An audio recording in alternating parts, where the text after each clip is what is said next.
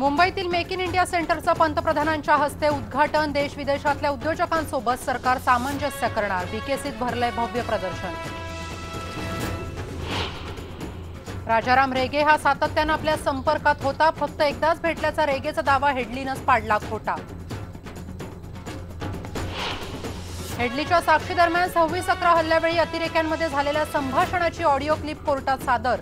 हेडलीनं 3 जणांचे ओळखले आवाज।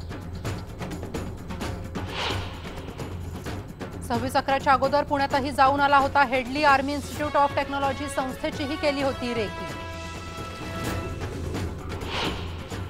इशरत जहां आणि इतरांच्या निशाण्यावर होते मोदी, अडवाणी आणि बाळासाहेब ठाकरे। गुप्तचर विभागाचे माजी विशेष संचालक राजेंद्र कुमार यांचा दावा।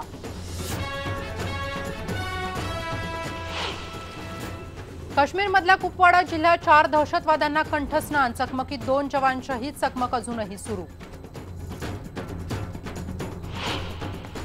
भाजपवाले तुम्हाला फसवतील हे उद्धव ठाकरेंचं म्हणणं आता पटतंय। रासपचे अध्यक्ष महादेव जानकर यांचा भाजपवर हल्लाबोल। पालघर विधानसभेच्या पोटनिवडणुकीसाठी होतंय मतदान। अमित घोडा आणि राजेंद्र गावित यांच्यात प्रमुख लढत। झालं 62% मतदान। आणि मुंबईतल्या एसी लोकलचा फर्स्ट लुक पहा फक्त IBN लोकमतवर।